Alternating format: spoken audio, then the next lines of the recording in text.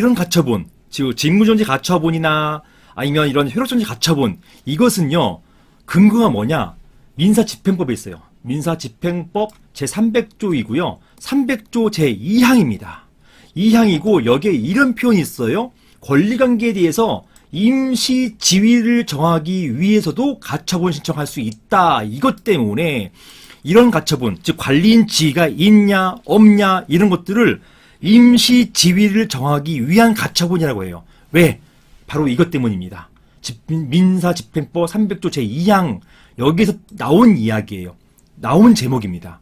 임시 지위를 정하기 위해서도 가처분을 할 수 있기 때문에, 즉 권리관계, 관리인이 맞냐 안 맞냐 같은 관리인의 지위, 이런 지위를 임시로 정하는 것, 관리인이 맞다, 관리인이 아니다, 이렇게 임시 지위를 정하기 위해서도 가처분을 할 수 있다 라는 것입니다. 원래는 가처분이 어떤 처분금지 가처분 이런 거잖아요. 근데 이게 아니라 어떤 지위를 보존하기 위한 목적으로도 할 수 있다는 게 300조 제2항에 나와 있는 거예요. 그리고 이런 가처분은 특히 계속하는 권리관계에서 끼칠 현저한 손해를 피하거나 급박한 위험을 막기 위해서 또는 그 밖에 필요한 이유가 있을 경우에 하여야 한다라는 것이고요. 이걸 바탕으로, 이걸 잘 보십시오. 이걸 바탕으로 법원이 어떻게 보았는가 보시는 것처럼 판례는, 자, 임시 지위를 정하기 위한 가처분, 바로 이것입니다. 요 내용이에요.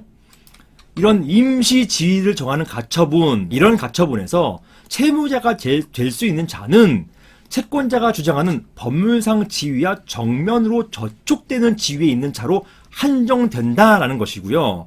단체의 대표자 선임 등 이런 선임 결의의 하자를 이유로 한 직무정지 가처분에 있어서 대표자 등 개인만이 채무자가 되고 단체는 당사자 적격을 갖지 못한다. 즉 직무정지 가처분일 때예요. 직무정지 가처분일 경우에는 관리단이 아니라 개인을 상대로 해야 된다라는 것이에요. 한편 판례는 이 본 사안이에요. 누구를 관리인으로 선임한 결의의 효력을 정지해 달라는 것은 이제 관리단 상대로 제기한 것입니다.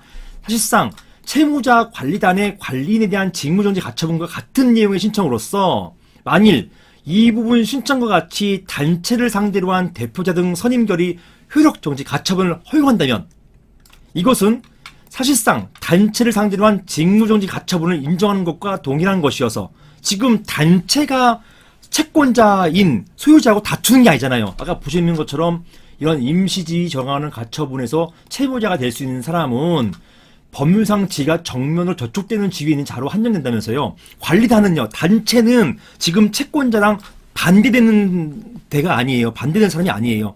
반대되는 주체가 아니에요. 관리단은 단체이잖아요. 단체가 지금 채권자하고 부딪히는 상대방이 될 수가 없다는 얘기입니다.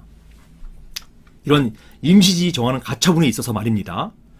따라서 이것은 사실상 단체를 상대로 한 직무정지 가처분을 인정하는 것과 동일한 것이어서 이건 안 되는 것이죠. 왜냐?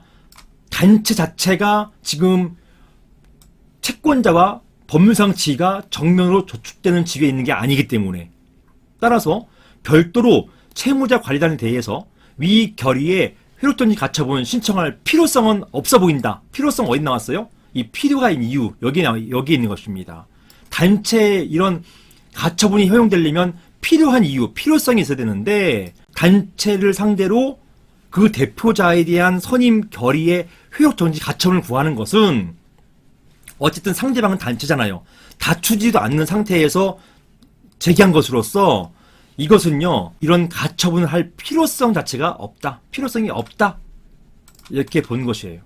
이거는 그냥 쉽게 얘기하면 그 개인을 상대로 관리인 선임됐다고 주장하는 사람을 상대로 해가지고 직무집행 정지 가처분 신청하면 충분하다는 것이에요.